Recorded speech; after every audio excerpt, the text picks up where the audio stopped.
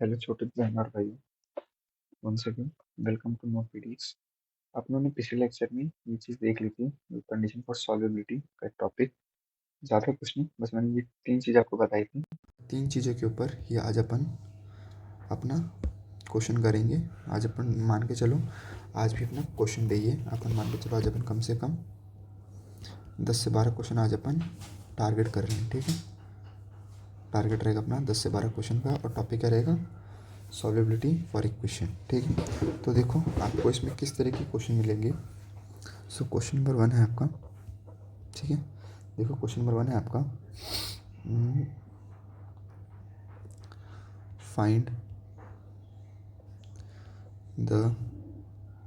Find the system has which type of solution. पहले आपको पता लगाना है कि जो अपन को लीनियर इक्वेशन का जो सिस्टम दिया हुआ है उसके अंदर किस टाइप का सॉल्यूशन है।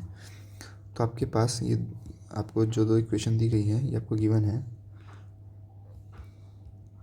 2x + 3y अपॉन में 7, 6x + 5y अपॉन में 11। ये आपका क्वेश्चन नंबर 1। क्वेश्चन नंबर 2 है आपका 6x + 5y = 11 and 9x + 15/2y = 21, ठीक है। ये तो मैं बता रहा हूँ, और इसी के नीचे तुरंत बाद आपका एक होमवर्क क्वेश्चन है जो कि आपको बताना है, ठीक है। होमवर्क क्वेश्चन है ये -3x + 4y = 15 and 9/2 x - 6y + 15/2 = 0, ठीक है। ये आपका होमवर्क है, और ये 3 क्वेश्चन के सवाल क्या हैं देखना ज़रा।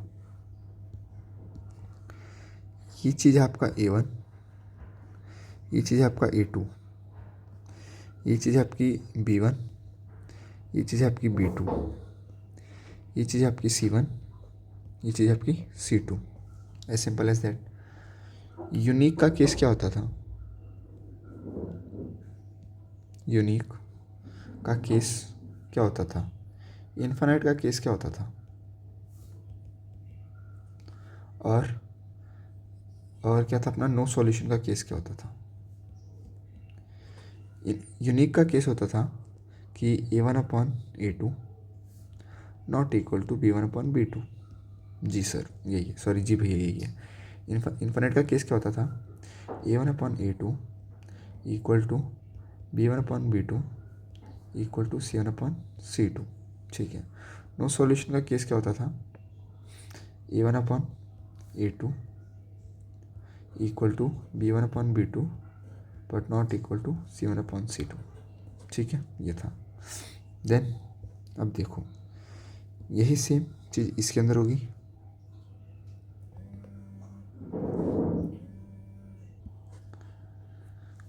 ये आपका A2 है, ये आपका A1, ये आपका B1, ये आपका B2, ये आपका C1, ये आपका C2। ये आपका 1 है, ये आपका 2 है। अपन फर्स्ट के लिए चेक करते हैं। फर्स्ट क्या है अपना, और यहाँ पे अपना सेकंड। फर्स्ट है अपना ये वाला। फर्स्ट क्या है, पहले अपन यूनिक चेक करें, क्या यूनिक सॉल्यूशन है? 2/6 should be not equal to 3/5। इसको मैंने कट किया, सो 1/3 नॉट इक्वल टू 3/5। चलो, मतलब यहाँ पे जब मेरी पहली कंडीशन ही सेटिस्फाई होगी तो क्या हुआ, जो इक्वेशन नंबर 1 है इसका क्या है? इसका है यूनिक सॉल्यूशन, ठीक है। सेकंड वाले का चेक करते हैं। सेकंड वाला बोल रहा है 6/9 इक्वल टू 5/15/2। अभी 15/2 है, मतलब ये जाएगा ऊपर मल्टीप्लाई होने के लिए, ठीक है। तो क्या बना, ये बना मेरे पास 6/9 इक्वल टू 10/15, ठीक है। It should be not equal to होना चाहिए, ये क्या आ गया मेरे पास 2/3, यहाँ से भी आ गया मेरे पास 2/3, मतलब 2/3 इक्वल टू 2/3, मतलब ये क्या है मेरा, ये मेरा इसमें क्या हो गया, नॉट यूनिक सॉल्यूशन, मतलब यूनिक तो ये नहीं है, क्योंकि क्या है मेरे पास, ये दोनों चीज़ें आ गई, ठीक है। अब मैं चेक करूँगा इन्फानाइट के लिए, इन्फानाइट के लिए क्या होना चाहिए मेरा, ये तो सेम है, ठीक है, बट मेरा C1/C2 भी सेम होना चाहिए, ठीक है। इस केस में तो मेरा C1 क्या है -11/-21, क्यों, क्योंकि जो जनरल इक्वेशन होती है वो क्या होती है, A1x1 + B1x1 + C1 = 0, A2x plus sorry यहाँ पे ये है, ये y है इधर, B2y + C2 = 0, ये होती है तुम्हारी जनरल इक्वेशन। दोनों वेरिएबल आपके लेफ्ट हैंड साइड है, तो जब मैं इसको भी लेफ्ट हैंड साइड लेकर आऊँगा -11, इसको भी लेकर आऊँगा -21, सो -21 हो गया, ये दोनों आपस में इक्वल नहीं है, सो नॉट इन्फानाइट सॉल्यूशन। जब ये दोनों केस पॉसिबल नहीं है तो देखो क्या क्या बना, 2/3 equal to 2/3 but not equal to 11/21, so ये केस क्या है, नो सॉल्यूशन का केस है ये जब का केस निकला है, जब का नो सॉल्यूशन का केस है। एक और बार वापस समझा देता हूँ कैसे, ये आपके पास सिस्टम देकर रखा है, आपने देखा कि सर ये मेरा A1 A2 C1 A2 B2 C2, यहाँ पर A1 B1 C1 A2 B2 और C2 ये था, ठीक है। देन इसके बाद क्या हुआ, इसके बाद यूनिक सॉल्यूशन का केस क्या होता था, A1/A2 not equal to B1/B2। Infinite का क्या केस क्या होता था, A1/A2 equal to B1/B2 also equal to C1/C2, ये होता था। और नो सॉल्यूशन का केस क्या था, A1/A2 equal to B1/B2 but not equal to C1/C2। जो आपका पहला वाला केस था वो तो यहीं पर ही हो गया सेटिस्फाई कि A1/A2 not equal to B1/B2, तो फर्स्ट वाले का तो आपका यूनिक सॉल्यूशन आ गया, ठीक है। सेकंड में आ गया था आपका कि ये दोनों आपस में इक्वल भी हो गए। अब जब सेकंड केस में यूनिकनेस चेक की तो ये दोनों आपस में इक्वल हो गए। जब ये दोनों आपस में इक्वल हो गए तो यूनिक तो ये है नहीं, जब ये यूनिक नहीं है तो दो केस बचे, इन्फानाइट के और नो सॉल्यूशन के। इन्फानाइट केस में क्या होना चाहिए, C1/C2 भी आपका इन सब के इक्वल आना चाहिए, बट ये भी नहीं आ रहा था, तो अपन यूनिक भी नहीं है, इन्फानाइट में सॉल्यूशन भी नहीं है। जब ये दोनों नहीं है तो कौन सा है, नो सॉल्यूशन। सो इसका आंसर क्या है, इस इक्वेशन के पास क्या है, नो सॉल्यूशन है। आया भी समझ, क्या नहीं आया कोई बात नहीं, अभी अपन एक और क्वेश्चन समझेंगे। इसमें क्या है, इससे आपको और भी ज़्यादा क्लैरिटी आएगी। इस टाइप के क्वेश्चन को मैं बोलता हूँ फाइंड द वैल्यू। मैं इसको क्वेश्चन है ये question number 2, find the value of के। आपको के की वैल्यू फाइंड करनी है, ठीक है। क्वेश्चन क्या दिया इसने, फाइंड द वैल्यू ऑफ के, ठीक है। x - ky equal to 2, then 3x plus 2y equal to -5, पहला question.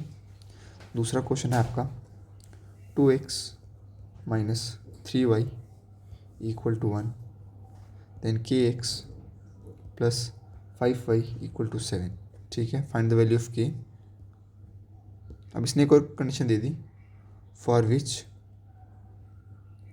They have unique solution, मतलब मुझे यूनिक सॉल्यूशन के लिए के की वैल्यू खोजनी है, for they have unique solution, ठीक है। तो यूनिक सॉल्यूशन का देखते हैं पहले केस क्या होता था, लेकिन वो चीज़ सॉल्व करने से पहले मेरे जितने भी वैल्यूज़ है सबको मैं लेफ्ट हैंड साइड में लेकर आऊँगा। x - ky -2 equal to 0, then 3x plus 2y plus 5 equal to 0। सबका पहला। दूसरा है 2x minus 3y equal to -1 equal to 0,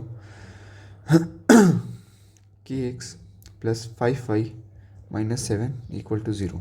ठीक है, तो यहाँ से क्या है ये या क्या यूनिक सॉल्यूशन क्या होता था?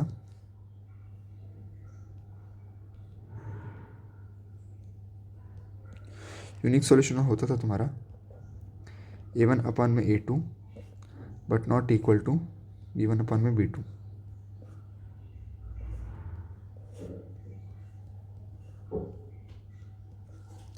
a1 अपॉन में a2 but not equal to b1 upon में b2, ये आपका यूनिक सॉल्यूशन का केस था। इसके लिए देखते हैं, चलो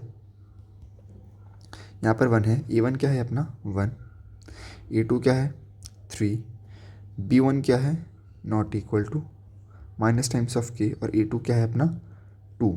सो व्हाट, जो आपकी k की वैल्यू है वो क्या नहीं होनी चाहिए, k की वैल्यू 2/3 छोड़कर जो मर्जी हो जाए। ठीक है, मैंने क्या बोला, k की वैल्यू 2/3 छोड़कर जो मर्जी हो जाए वो आपका इस इक्वेशन में हर बार यूनिक वैल्यू देगा।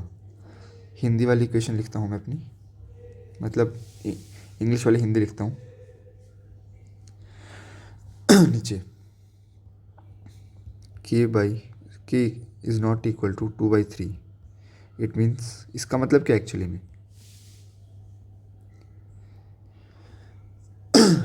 k equal to minus times of 2/3 इस वैल्यू को छोड़कर सारी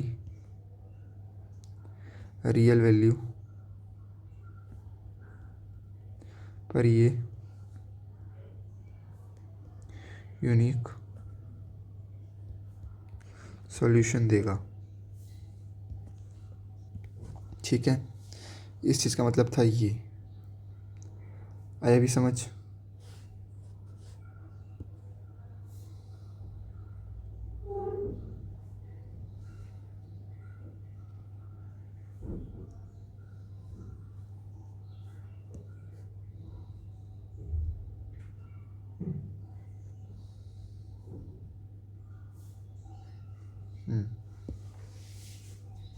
अब इसके लिए थोड़ा करते हैं गपलेबाजी।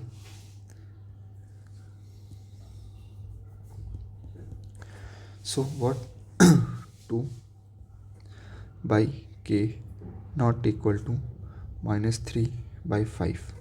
So k should be not equal to what? K should be not equal to -10/3। इसका मतलब क्या है? इसका मतलब है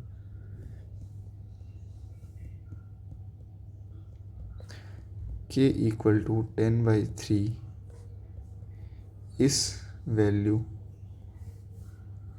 को छोड़ कर सारी रियल वैल्यू पर ये यूनिक सॉल्यूशन देगा। ठीक है, कोई डाउट है? नहीं भैया, मैं कहा नहीं है डाउट, वेरी गुड। डाउट आएगा तो अब भगाई दोगे? मैं कहा जी यस। ठीक है अभी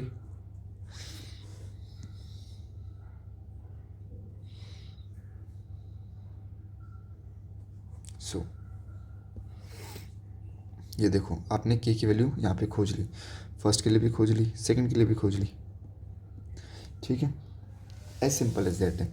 जैसे आपने ये दोनों क्वेश्चन किए, सो वही होमवर्क है।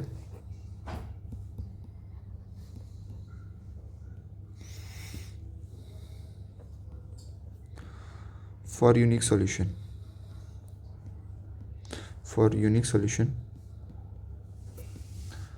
find the value of k. मुझे भाई k की वैल्यू फाइंड करनी है, simple as that. So equation number 1 है तुम्हारा 2x + 3y - 5 = 0. Then kx - 6y - 8 = 0.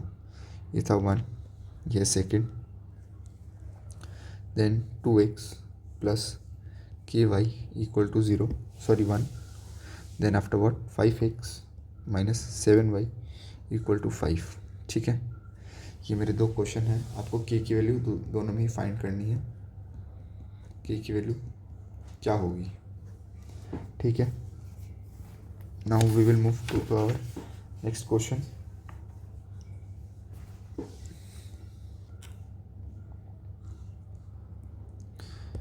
Again ये था हमारा क्वेश्चन नंबर 1, ये था हमारा 2, ये हमारा 3. ठीक है, 3 में क्या है, वही बोल रहा है find the value of k for which system has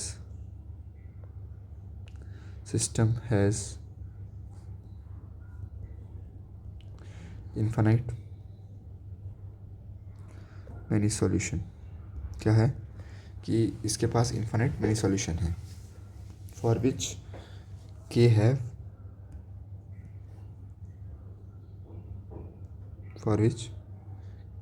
wait a minute.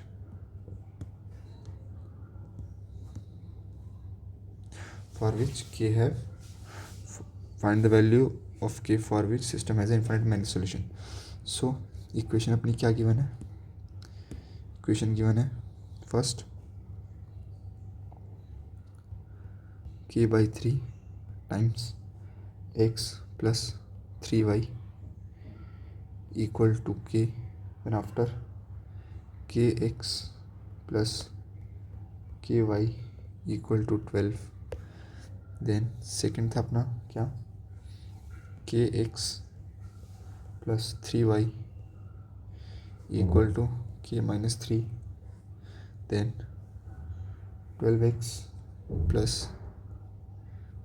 ky = k. ये है मेरे पास find the value for k for which system is infinite many solution. तो मुझे इन्फिनिट का पहले तो तुम केस बता दो एक्चुअली में होता क्या है. इन्फिनिट सॉल्यूशन का जो केस होता है वो होता है a1/a2 = b1/b2 = c1/c2. ये होता है तुम्हारा केस. ठीक है,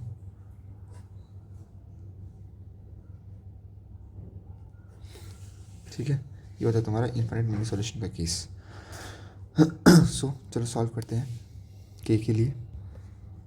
सो सबसे पहली चीज़ मेरी क्या, सबको लेफ्ट हैंड साइड में लेकर आऊँ मैं. k - 3 times x + 3y - k = 0. Then kx + ky - 12 = 0. ठीक है, यही सेम मैं इसके लिए करता हूँ इधर kx + 3y - k - 3 = 0.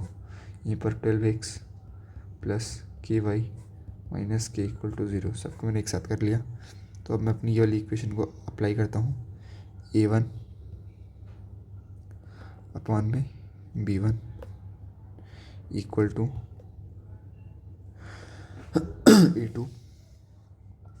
3/k.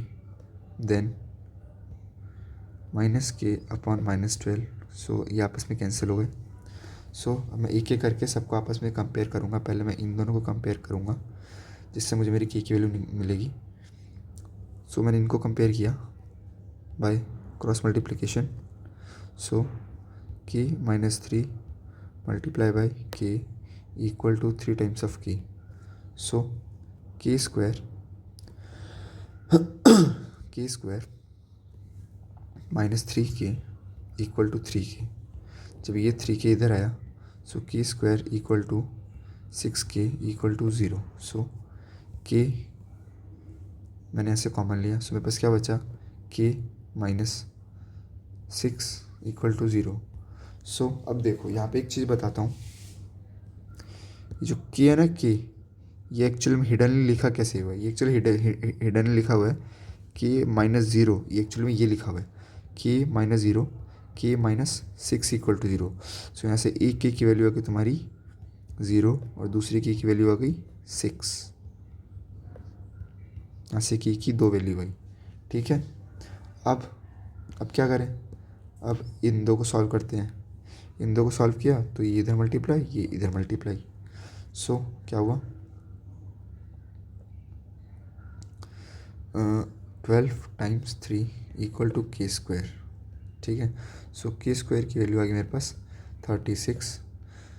जब k स्क्वायर की वैल्यू की 36 तो k की वैल्यू क्या आ गई मेरे पास प्लस माइनस 6. इट मीन्स एक k ने मुझे दिया 6 और एक k ने मुझे दिया -6. अब इन दोनों में कौन सी वैल्यू कॉमन है, इन दोनों में जो वैल्यू कॉमन है वो है एक तो k इक्वल टू 6 इधर है और एक k इक्वल टू 6 इधर है. सो यहाँ से मैं अपनी हिंदी वाली इंग्लिश लिखता हूँ.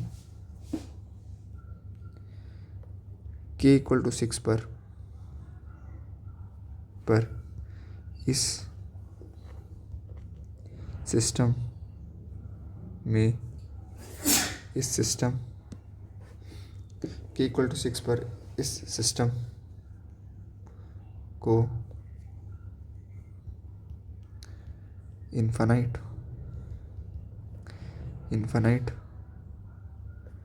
इन्फानाइट मैनी सॉल्यूशन मिलेंगे.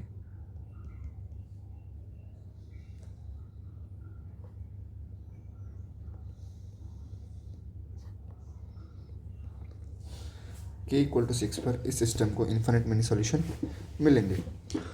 As simple as that. ठीक है. अब क्या हुआ, ये तो मिल गया मुझे फर्स्ट वाले के लिए, सॉरी सेकंड वाले के लिए. अब बारी है इसकी, ये वाला हो गया अपना सॉल्व. अब इसकी बारी है. अब इसकी बारी है तो क्या होगा भाई, सिंपल जैसे अपन करते आए हैं k by 12 equal to 3 by k equal to minus times of k minus 3 by k. इस माइनस से ये माइनस छोड़ा. पहले केस में ये दोनों क्रॉस मल्टीप्लाई. सो मेरे पास क्या आया, k square equal to 36. So k की वैल्यू अगेन प्लस माइनस 6. यहाँ से वापस आ गया मेरे पास k इक्वल टू 6 और k इक्वल टू -6. ये आ गया मेरे पास. ठीक है. देन आफ्टर ये इसको सॉल्व किया. ये इधर था, ये भी इधर किया जा रहा. देन क्या, क्रॉस मल्टीप्लाई इधर हुआ. So 3 times of k equal to k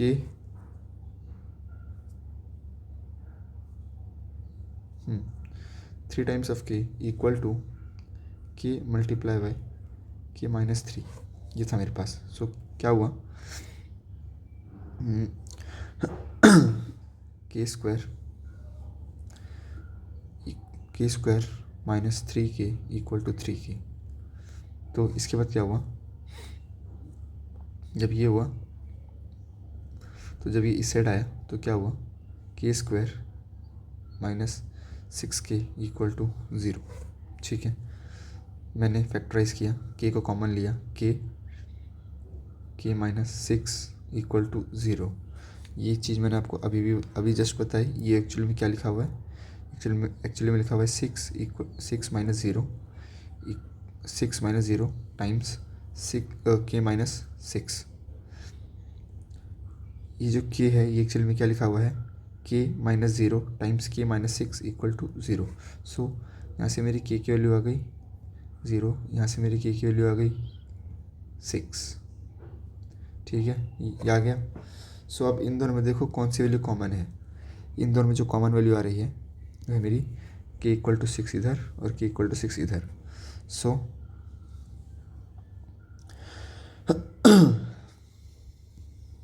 wait a minute, let me select.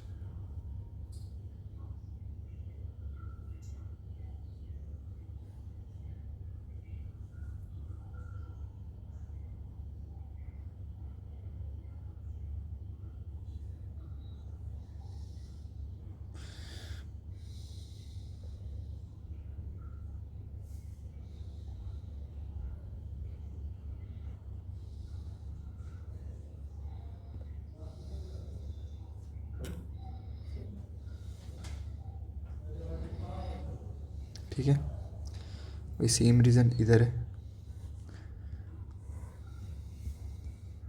सो मैं इंजीनियर हूँ, मैंने अपना कॉपी पेस्ट वाला काम यहाँ पे भी दिखा दिया। ठीक है, यहाँ पर क्या हुआ, के इक्वल टू सिक्स पर इस सिस्टम को भी क्या मिलेगा, इन्फाइनाइट मैनी सॉल्यूशन मिलेगा। ये था आपका, ये आपके दो क्वेश्चन मैंने आपको करके दिखा दिए। आप बुरा मान जाओगे इसीलिए मैं आपको होमवर्क दे देता हूँ, वरना बोलोगे क्या सर सारे सवाल आप ही खुद करवाते हो, खुद ही कर देते हो, आप हमें होमवर्क नहीं देते। तो मैं मान गया भाई, ये लो तुम्हें दे रहा हूँ मैं। 5x plus 2y equal to के, 10x plus 4y equal to 3। ये आपका होमवर्क क्वेश्चन है। Find value of k for विच के has infinite many solution, for k has infinite many solution। आया भी समझ?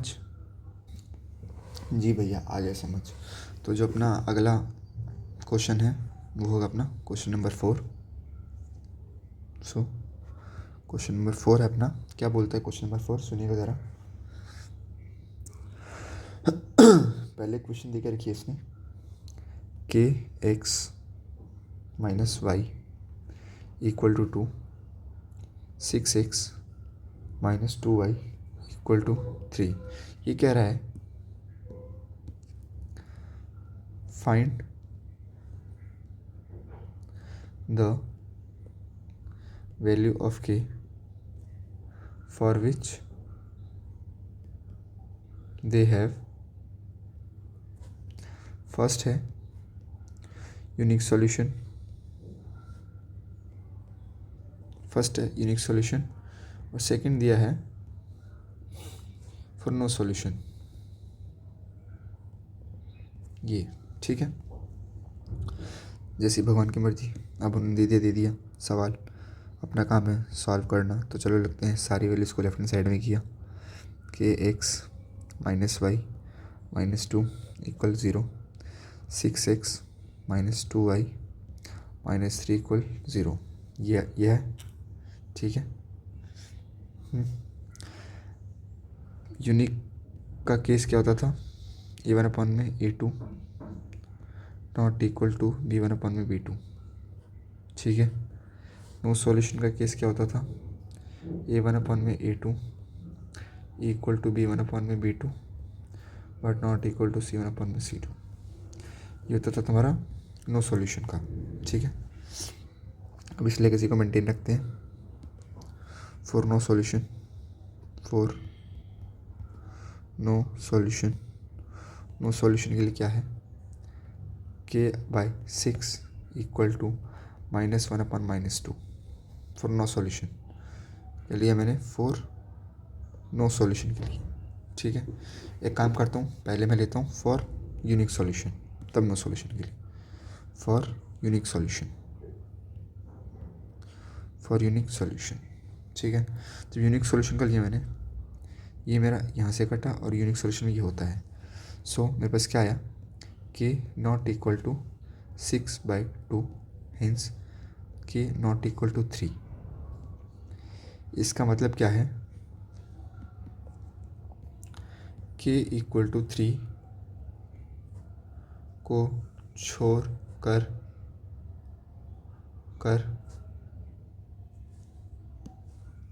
हर रियल वैल्यू पर यूनिक सॉल्यूशन देगा। ठीक है, आई बात समझ अभी? यस भैया, यस भैया, ठीक है, वेरी गुड, नाइस। जब बात इतनी इतनी जल्दी समझ में आ रही है तो यार बहुत बढ़िया, आई लाइक इट। ये था आपका 4 यूनिक सॉल्यूशन। अब आपकी 4 नो सॉल्यूशन की बारी। 4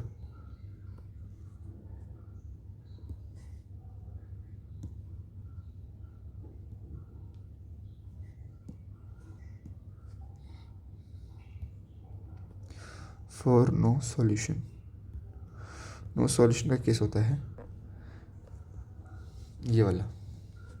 सो क्या लिखूँ मैं लिखता हूँ k by 6 equal to -1 by -2 but not equal to -2 upon -3, ये है।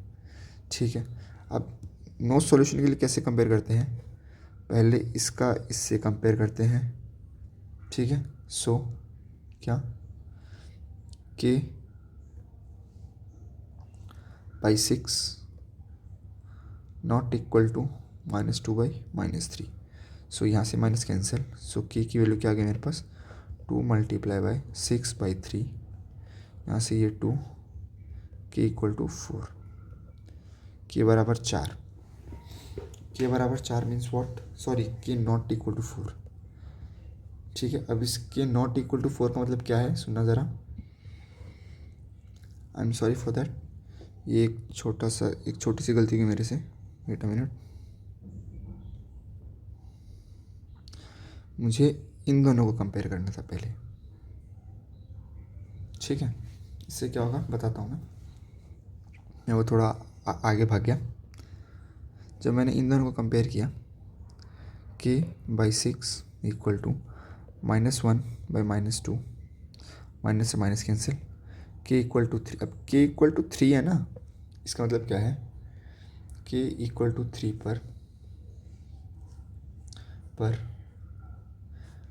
पर गिवन इक्वेशन पर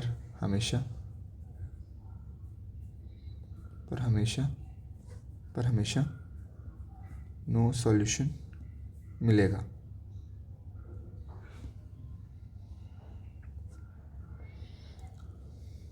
आया समझ?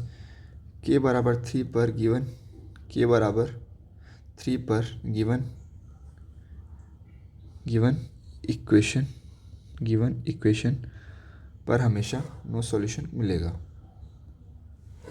अब यह आया समझ? अब देखो, जब मैं कंपेयर करूँगा B1/B2 not equal to C1/C2, सो क्या हुआ, -1 by -2 not equal to -2 by -3, minus से माइनस कैंसिल, तो मेरे पास क्या बचा, 1/2 नॉट इक्वल टू 2/3। हाँ ठीक है ना यार, ये बात तो सही है, लेकिन मुझे यहाँ पर मेरी के की वैल्यू थोड़ी मिल रही है, के की वैल्यू तो मुझे मिल नहीं रही ना इधर। तो इसीलिए जो मैंने पहली बार में किया था वो आई थिंक मेरे से थोड़ा सा ब्लंडर था, आपके बड़े भाई की छोटी सी गलती थी यार। आप माफ़ तो कर ही सकते अपने बड़े भाई को एटलीस्ट। ठीक है, ये था आपका क्या, हाँ, ये आपके के की वैल्यू, के इक्वल टू 3 पर गिवन इक्वेशन पर हमेशा नो सॉल्यूशन मिलेगा। ठीक है, ठीक है सर, सॉरी, ठीक है भैया। अब जो आपका अगला क्वेश्चन है वो है, सुनना ज़रा, क्वेश्चन है for what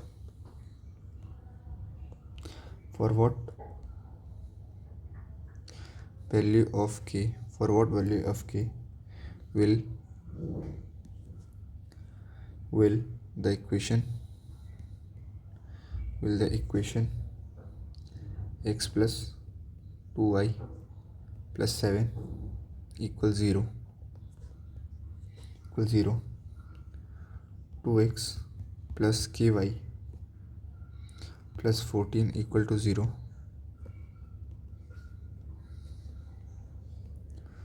will represent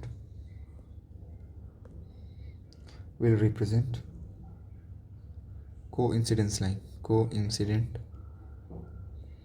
line. अब कोइंसिडेंट लाइन का मीन समझ रहे हो? समझाता हूँ मैं ग्राफ से. कोइंसिडेंस लाइन का मतलब है, मान लो कि आपका एक ग्राफ है, ये एक लाइन इसके ऊपर आ गई और जस्ट इसी के ऊपर दूसरी लाइन है.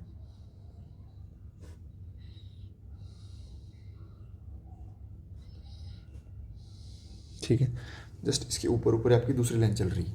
सो अब इंसिडेंस मतलब ओवरलैपिंग है, मतलब इनके इन्फिनिट सॉल्यूशन. अब इन्फिनिट सॉल्यूशन की जो कंडीशन होती है, इन्फिनिट सॉल्यूशन की जो कंडीशन होती है वो क्या होती है? a1/a2 equal to b1/b2 equal to c1/c2. ठीक है, ये थी आपकी कंडीशन. तो यहाँ पर क्या आया? a1 क्या है मेरा, देखना ज़रा. 1/2 equal to 2/k equal to 7/14. So first case में मैं इन दोनों को सॉल्व करूँगा. इन दोनों को सॉल्व किया, सो मेरी k की वैल्यू आई बाय क्रॉस मल्टीप्लिकेशन. k की वैल्यू आएगी मेरे पास 4, कोई डाउट नहीं है. ठीक है. देन बाय सॉल्विंग अदर, जब मैंने इनको सॉल्व किया बाय क्रॉस मल्टीप्लिकेशन, मेरे पास क्या आया देखना ज़रा. k equal to 2 multiply by 14/7, 7 टू जा 14, k की वैल्यू आ गई 4. सो ये दोनों इक्वेशन ही मुझे क्या कर रही है, एकदम सेटिस्फाई कर रही है. ठीक है ना, ये दोनों इक्वेशन मुझे सेटिस्फाई, वेट अ मिनट, ये दोनों इक्वेशन सेटिस्फाई कर रही है.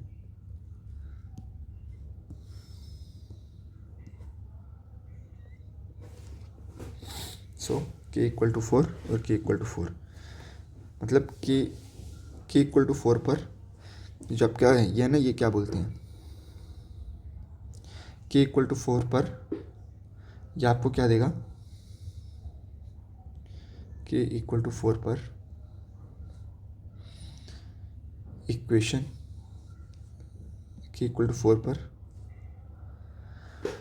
सिस्टम हमेशा, k इक्वल टू 4 पर सिस्टम हमेशा इनफाइनाइट मैनी सॉल्यूशन देगा.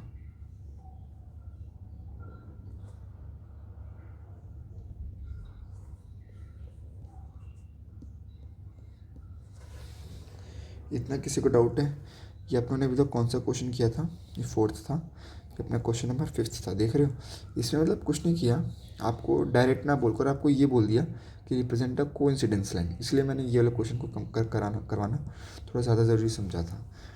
आपको एक्चुअली में वो एक वो कंडीशन नहीं दी कि यूनिक है, कि आपका नो सॉल्यूशन है, कि आपका इनफाइनाइट मैनी सॉल्यूशन है, बल्कि उस ग्राफ का तरीका दे दिया कि वो कोइंसिडेंस है या पैरेलल ग्राफ है, पैरेलल टू ईच अदर है, या फिर इंटरसेक्ट एट वन पॉइंट है. अगर इंटरसेक्ट एट वन पॉइंट होता तो उसका होता यूनिक. अगर they are parallel to each other तो उसका होता नो सॉल्यूशन. अगर कोइंसिडेंस लाइन है तो इनफाइनाइट मैनी सॉल्यूशन. ठीक है, ये था आपका सिंपल. सो जो आपका नेक्स्ट क्वेश्चन है वो है आपका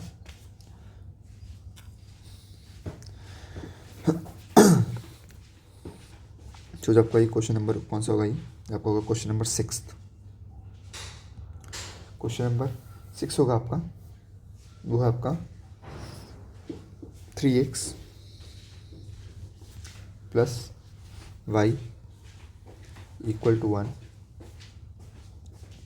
2k minus 1 times x plus k minus k minus y equal to 2k plus 1.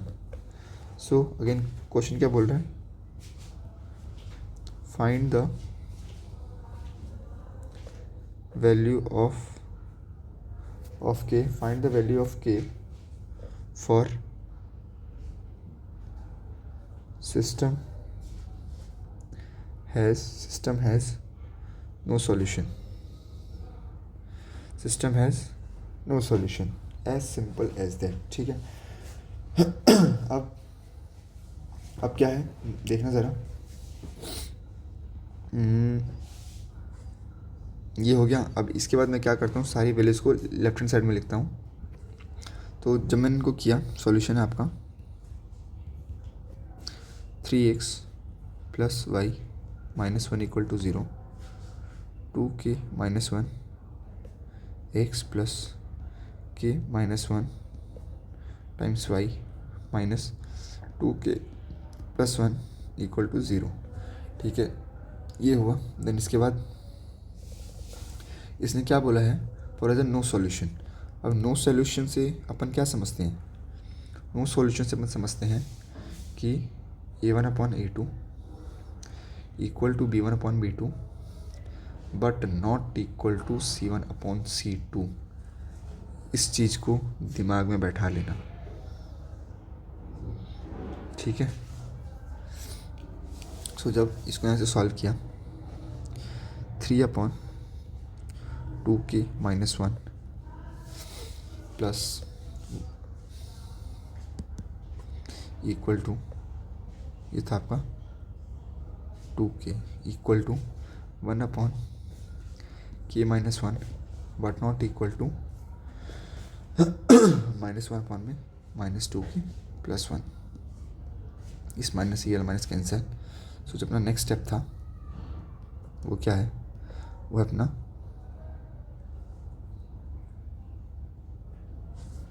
Okay समझ गया. 3 अपॉन में 2k माइनस 1, देन इधर 1, देन इधर k माइनस 1 इधर आ गया 1 अपॉन में 2k माइनस 1. ये बार बार गायब हो रहा था क्योंकि मैंने ये वाला ना ऑप्शन, ये वाला, इसको मैं ऑफ करना भूल गया था.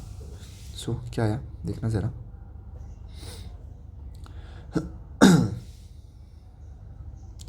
इसको सॉल्व किया मैं तो मुझे क्या मिला, मुझे मिला 3 times multiply by k minus 1 equal to 2k minus 1 multiply by 1. ये मुझे किसको सॉल्व करने पर मिला, ये मुझे इस चीज़ को सॉल्व करने पर मिला. ठीक है. सो इसके बाद नेक्स्ट क्या है, 3k minus 3 equal to 2k minus 1. So मुझे क्या मिला, k इक्वल टू 2. ये सिंपल क्वेश्चन वाला मुझे मिला k इक्वल टू 2. ठीक है.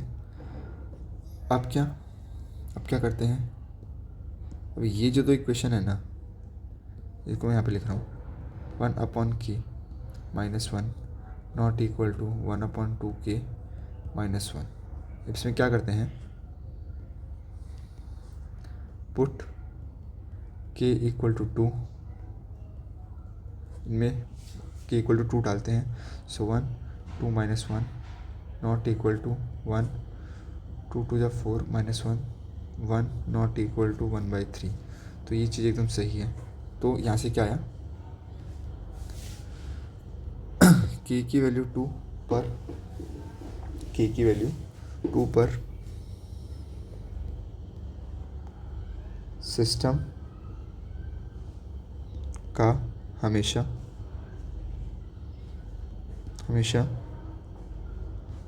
नो सॉल्यूशन रहेगा.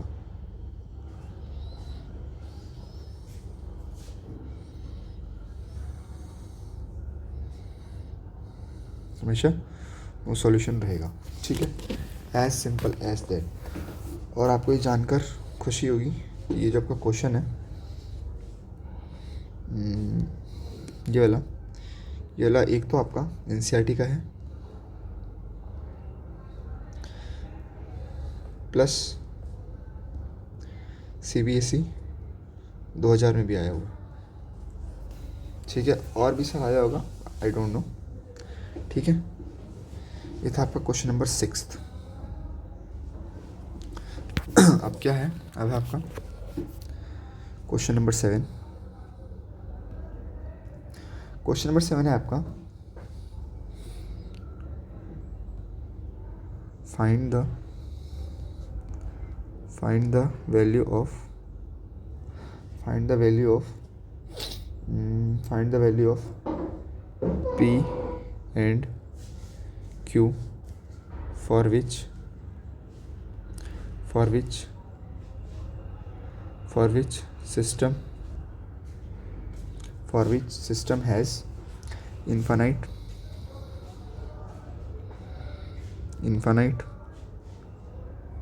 infinite number of solution। इस चीज़ से क्या समझते हैं अपन लोग, इन्फाइनाइट नंबर ऑफ सॉल्यूशन से? इस चीज़ से अपने माइंड में एक चीज़ आती है, वो है A1/A2 equal to B1/B2 equal to C1/C2। ठीक है, इस चीज़ से अपन ये चीज़ समझते हैं क्लियरली। ठीक है, सो अब जो मेरे पास जो इक्वेशन गिवन है वो है मेरे पास given 2x + 3y = 7, then p + qx + 2p - q times y = 21। ये मेरे पास इक्वेशन गिवन है। अब इसका सॉल्यूशन लिखते हैं। चलो, सॉल्यूशन करने के लिए मुझे क्या करना होगा, सारी वैल्यूज़ को left hand side, 2x + 3y - 7 = 0, then p + q times x + 2p - q times y - 21 = 0। So मुझे ये वाली इक्वेशन, मुझे ये वाला तरीका अप्लाई करना है फॉर इन्फाइनाइट मैनी सोल्यूशन की, जो कि कंडीशन है। इन्फाइनाइट मैनी सोल्यूशन की condition A1/A2 equal to B1/B2 equal to C1/C2। So इसको मैंने अप्लाई किया, 2/p + q equal to 3/2p - q equal to -7/21। So minus से माइनस कैंसिल, 7 3 जा 21। सो ये आ गया मेरे पास इसका आंसर। तो मैं एक एक करके सॉल्व करता हूँ। मुझे मेरी पी आर क्यू की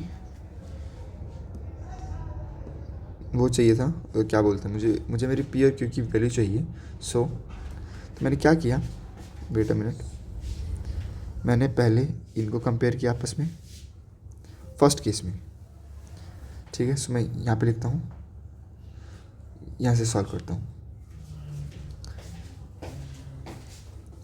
केस फर्स्ट या फिर first case. So 2/p + q equal to 1/3। So p + q equal to 6। ठीक है, बहुत बढ़िया। Equation number 1। अब मैंने क्या किया, अब मैं कर रहा हूँ इनको कर रहा हूँ, जो कि मेरा केस सेकेंड है मेरा 3/2p - q इक्वल टू 1/3। सो मेरे पास क्या आ गया, 2p - q इक्वल टू 9। यह आ गया मेरे पास इक्वेशन नंबर 2।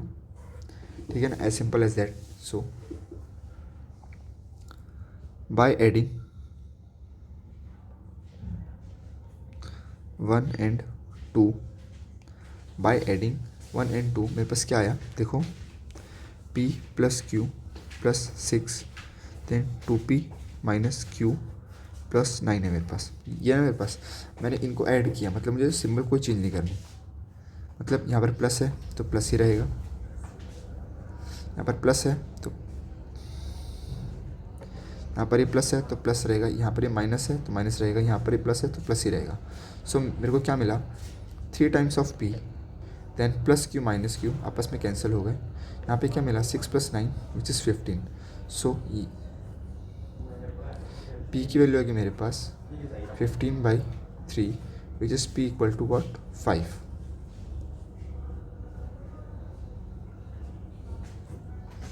ठीक है, ये है मेरा फाइनल आंसर फॉर पी। ठीक है, एक काम करता हूँ, मैं इसको थोड़ा अच्छे से लिखता हूँ नेक्स्ट पेज पर।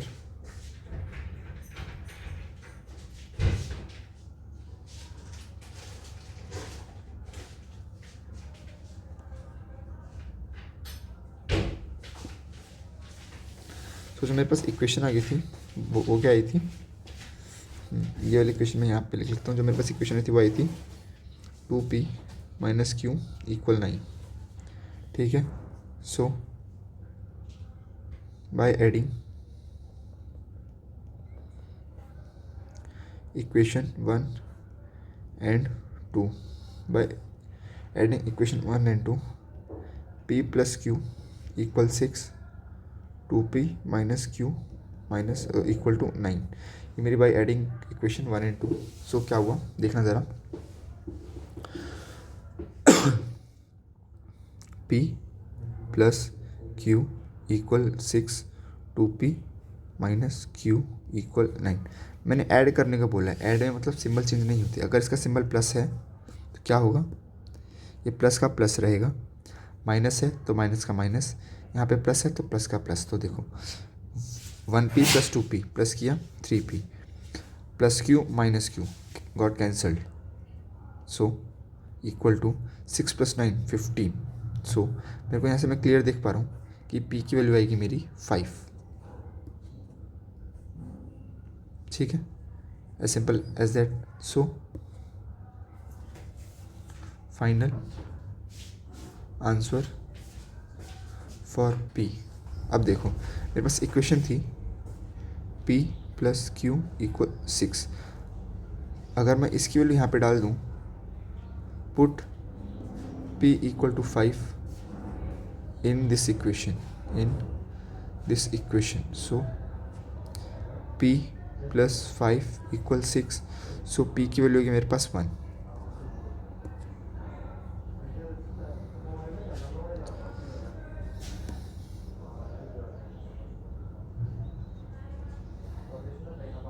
ठीक है, तो ये क्या है मेरा,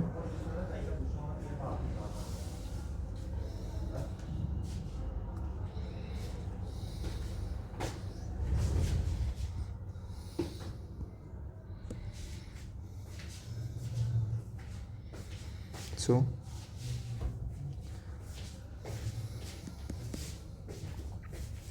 final answer for q।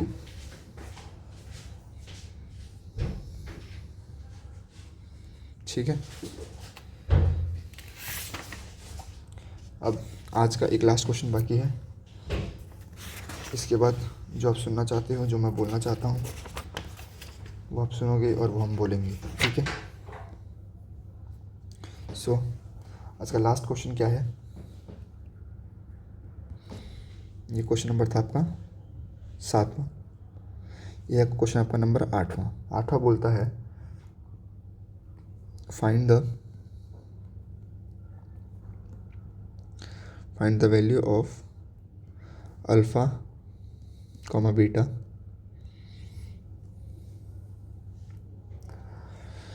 find the value of alpha comma beta for which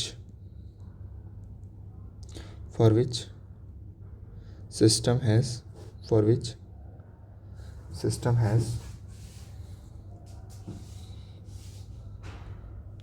infinite many solution। क्या बोल रहे हैं, हमें वो कंडीशन निकालनी है जहाँ पर इन्फिनिट मैनी सॉल्यूशन हो। और अब इन्फिनिट मैनी सॉल्यूशन से आप क्या समझते हैं,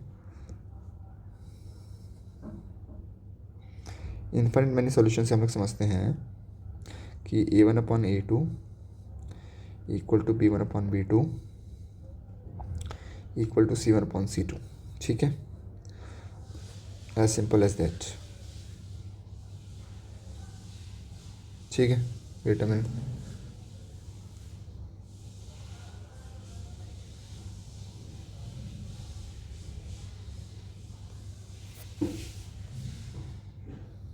ये है आपका इन्फिनिट मिनी सॉल्यूशन का।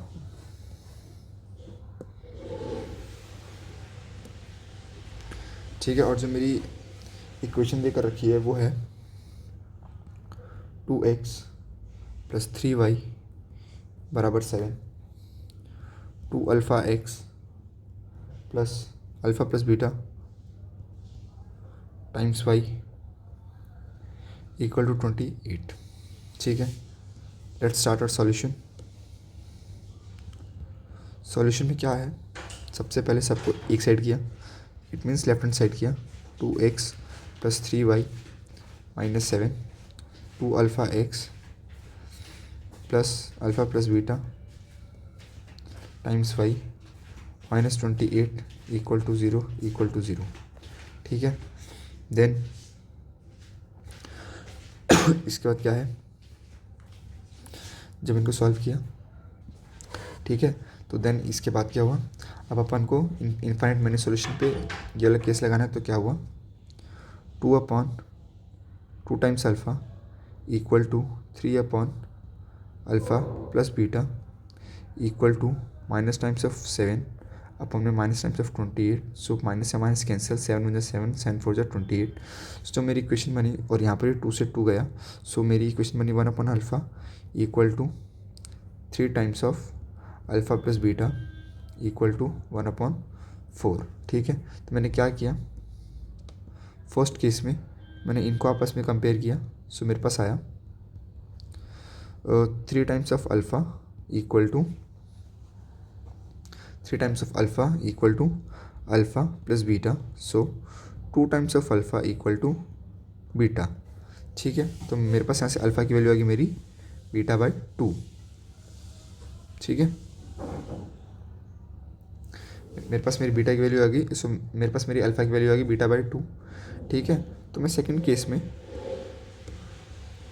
इनको करता हूँ, तो मेरे पास क्या आया, देखना ज़रा इधर,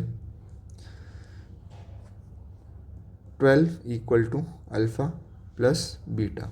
ठीक है, तो मैं एक काम करता हूँ, alpha equal to beta by 2 ना रख कर मैं beta equal to 2 times of alpha रख देता हूँ, ताकि मेरी कैलकुलेशन आसान हो जाए। मतलब मैंने क्या किया, बीटा की वैल्यू 2 टाइम्स ऑफ अल्फ़ा रख दी, तो मेरे पास क्या आया, 12 equal alpha plus 2 times of alpha. ठीक है, तो मेरे पास क्या आया, 12 equal to 3 times of alpha. Alpha की वैल्यू आ गई मेरे पास यहाँ से 4, जो कि मेरा है फाइनल आंसर फॉर अल्फ़ा। यह है मेरा फाइनल आंसर फॉर अल्फ़ा। ठीक है, अब यही चीज़ मैंने क्या किया, अल्फ़ा को लेकर मैंने बीटा के अंदर पुट कर दिया, तो मेरे पास क्या आया, ये सो क्या किया मैंने, इसको यहाँ पे पुट किया, और इस इक्वेशन को यहाँ से उठाकर मैं यहाँ पर लेकर आया। तो मेरे पास क्या आया, अल्फ़ा की वैल्यू 4 है मेरे पास, so 4 equal to beta by 2, beta equal to 8। तो मेरे पास यही मेरा फाइनल आंसर है। ठीक है, फाइनल आंसर फॉर बीटा। ठीक है, आज अपनों ने काफ़ी अच्छे 8 सवाल किए। इसमें कुछ नहीं, मेनली अपनों ने पहले में क्या देखा था, पहले में देखा था कि अपन चेक कैसे करते हैं कि जो इसका है ये कौन से टाइप का है, कि ये लीनियर, सॉरी, कि ये यूनिक सॉल्यूशन है इसका, कि इसका इनफाइनाइट सॉल्यूशन है, या फिर इसका नो सॉल्यूशन है। तो ये मैंने इनकी कंडीशन भी दी हुई थी विद ग्राफ्स। ठीक है, ये मैंने इनकी विद ग्राफ्स भी आपको दे चुका हूँ। ठीक है, सो अपने आज 8 क्वेश्चन किए एट लास्ट, बस। Thank you for joining the session. ठीक है, अरे ये क्या हो गया यार, चलो कोई बात नहीं यार।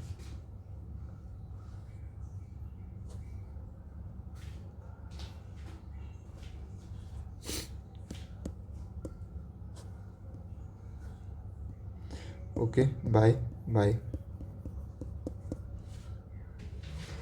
Thank you once again joining the session, bye bye. अपना क्या है टारगेट 90 प्लस का, और आपको इसके लिए स्टडी कितनी करनी है डेली का, आपको बता के भी रखा है मैंने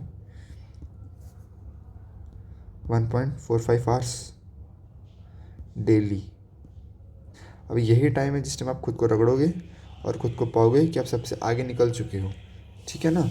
बस अब यही वो टाइम आ रहा है। Okay bye, thank you for joining the session मेरे छोटे और मेरे भाइयों। एट द एंड बस ये बोलना चाहूँगा, please like, subscribe and share to your friends. At last बस ये बोलना चाहूँगा, thank you for joining the session once again, goodbye. चलो जाओ पढ़ो पढ़ो, मैथ्स इंपॉर्टेंट है यार। मैथ्स में अपन ने सोचे कि अपन को 90 प्लस लाने तो लाने ही है, ठीक है। चलो बाय।